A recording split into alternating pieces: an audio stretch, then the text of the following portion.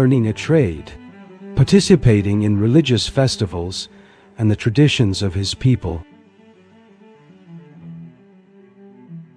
It is only around the age of 30 that the Gospels begin to record his story in detail again. Luke chapter 3, verse 23, states that Jesus was about 30 years old when he began his public ministry. This beginning is associated with his encounter with John the Baptist. The moment of baptism in the Jordan River marks the start of a new phase.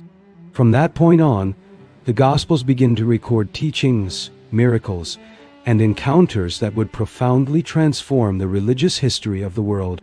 Thus, the silent years can be seen as a period of preparation, a phase in which ordinary life precedes the beginning of an extraordinary mission. When modern historians analyze this period of Jesus' life, they often emphasize an important point. The silence of the Gospels does not necessarily mean an absence of history. It only means that the authors of these texts were interested in a different narrative focus. The main objective was to present the spiritual message transmitted by Jesus during his ministry. That is why the narrative concentrates on the final years of his life.